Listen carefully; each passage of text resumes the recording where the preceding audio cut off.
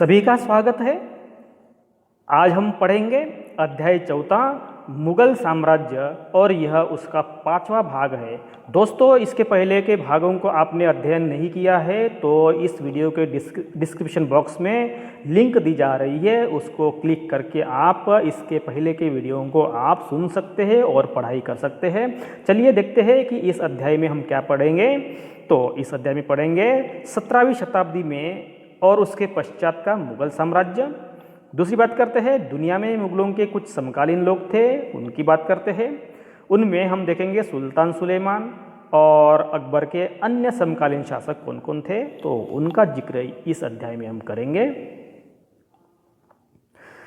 सबसे पहले बात करते हैं कि 17वीं शताब्दी में मुगल साम्राज्य और उसके पश्चात का मुगल साम्राज्य। तो देखते हैं कि मुगलों की विशेषता ये थी कि शुरुआत से ही प्रशासनिक और सैनिक कुशलता अच्छी थी और इसीलिए इसी कुशलता और व्यवस्था के कारण उनका आर्थिक और वाणिज्यिक विकास हो गया था।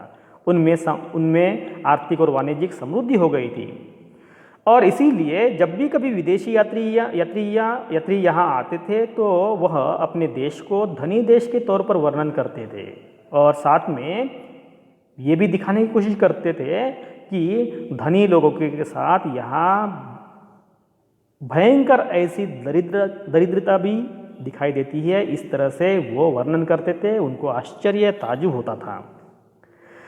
अगर हम बात करते हैं कि शाहजहां के जो 20 साल के जो दस्तावेज है उनके प्राप्त जानकारी के अनुसार 8000 मनसबदारों में से केवल 445 को ही उच्चतम पद प्राप्त था और कुल मनसबदारों की एक छोटी संख्या केवल 5.6% स्वयं उनके व उनके सवारों के वेतन के रूप में दिया जाता था।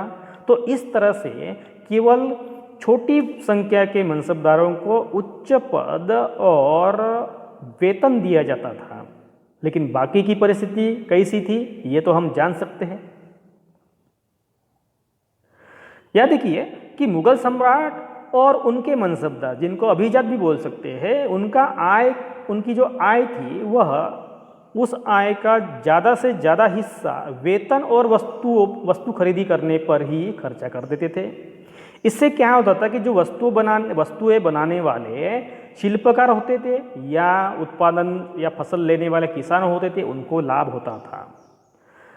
राजस्व ज़्यादा होने के कारण प्राथमिक जो उत्पादक होते थे, किसान होते थे और शिल्पकार होते थे, उनके पास निवेश के लिए धन ही बचता नहीं था या कम धन बचता था। इसीलिए वो अच्छी तरीके से निवेश करके अपना व्यापार नहीं बढ़ा सकते थे और ऐसी अर्थव्यवस्था में ज़्यादा से ज़्यादा धनी किसान, शिल्पकार, उनके समूह, व्यापारी, महाजन, इन लोगों को ही ज़्यादा से ज़्यादा फायदा होता था। लेकिन जो कमज़ोर लोग थे या जिनकी आय कम होती थी, उनके लिए इसका कोई लाभ या कम लाभ होता था। या हम बात करते हैं कि मुगलों के जो कुलीन वर्ग होते थे, अभिजात वर्ग होते थे, उनके पास अधिक धन और संसाधन थे और यह 17वीं सदी आते आते उसके अंतिम वर्ष तक अत्यधिक शक्तिशाली हो गई, जिसके पहले हमने बात कर चुके थे कि यह शक्तिशाली होने के कारण मुगलों के प्रशासकीय अधिकारियों को भी ये मानते नहीं थे, कभी कभी उनके विरुद्ध विद्रोह भी कर लेते थे और बाद में मुगल सम्राट की सत्ता पतन की ओर बढ़ी तो सम्राट के सेवक जो थे, जो उनके सरदार थे, वो स्वयं ही सत्ता के शक्तिशाली केंद्र बनने लगे और इस तरह से कुछ सेवकों ने तो नए वंश की स्थापना कर दी। वो उनके वंश के आधार पर ही वो उनका राज्यों के प्रमुख बनते गए। जैसे उदाहरण के लिए हम बात करते हैं, हैदराबाद है, अवध है, बंगाल है और इस तरह से वो अपने अपने इलाके में स्वतंत्र हो गए, जो मुगलों का उन पर कोई वर्चस्व या कोई प्रभाव नहीं था। लेकिन वो भले ही खुद को स्वतंत्र घोषित किए थे, लेकिन मुगलों को अभी भी, दिल्ली के मुगलों को अभी भी वो अपने स्वामी के रूप में मान्यता देते रहे और इस तरह से 18वीं शताब्दी तक साम्राज्य के कई प्रांतों में नए नए वंशों की अपनी पहचान बन गई, वह स्वतंत्र हो गए और उनकी जो एक स्वतंत्र पहचान के नाम से ही वो जाने जाने लगे। आगे देखते हैं, दुनिया में मुगलों के कुछ समकालीन लोग भी थे। जिस तरह से भारत में मुगलों का प्रशासन था, उसी तरह दुनिया में कई हिस्सों में अलग अलग प्रशासक थे। जैसे कि हम बात करते हैं सुलेमान सुल्तान सुलेमान। तो ये इनका जो अवधि है 1520 से लेकर 1566 तक। तो ये ऑटोमन तुर्की के सुल्तान थे सुलेमान। इनका जो साम्राज्य विस्तार है यूरोप की ओर हुआ है। उन्होंने हंगेरी को अपने राज्य में मिला लिया, ऑस्ट्रिया को भी अपने नियंत्रण में कर लिया, उसकी फौज थी वो बगदाद और इराक को भी अपने नियंत्रण में कर लिया। मोरक्को तक उत्तर अफ्रीका का बहुत हिस्सा ऑटोमन सत्ता को ही मानता था। तो ये हो गए उनका प्रभाव। और इन सभी को नियंत्रित करने के लिए सुलेमान ने नौसेना का भी पुनर्गठन किया था, क्योंकि नौसेना उनकी जो साम्राज्य का विस्तार था, वो साम्राज्य की सीमाएं थी, वो समुद्र से लगी हुई थी और इसीलिए नौसेना के मदद से अपने साम्राज्य का विस्तार या संरक्षण करना उनको आसान लगता था। और नौसेना के कारण स्पेन के साथ उनकी प्रतिस्पर्धा बढ़ने लगी। अरब सागर में भी पुर्तगालियों को उन्होंने चुनौतियां दी और इस तरह से सम्राट को अल कानूनी, जिसको विधि निर्माता का खिताब दिया गया। क्यों? इसका कारण यह बताया जाता है कि इनके शासनकाल में बड़ी संख्या में नियम और कानून बनाए गए थे और इन नियमों का एक उद्देश्य था कि बढ़ते हुए साम्राज्य के विभिन्न क्षेत्रों में प्रशासन तरीके को मानकीकरण करना। मतलब क्या है? उसको अच्छी तरीके से व्यवस्थित करना ताकि किसानों को बेगार और भारी करों से बचाया जा सके और किसानों की सुरक्षा या किसानों का कल्याण करने के लिए इस तरह से नियम बनाए गए थे।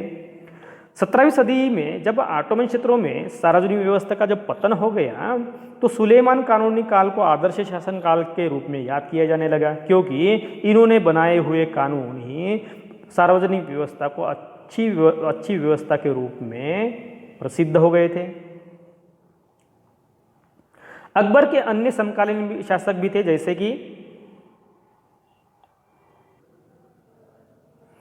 कि इंग्लैंड की रानी एलिजाबेथ, जिसका अवधि था 1558 से लेकर 1603। ईरान का सफाविद शासक था शाह अब्बास, 1588 से लेकर 1629 के बीच में उन्होंने राज्य किया था। रूसी शासक था जार इवान चतुर्थ बेसिलिएविच, जिसका शासनकाल था 1530 से लेकर 1584। और यह रूसी शासक ज़्यादा विवादास्पद था, जो इवान द टेरिबल के नाम से भी जाना जाता था।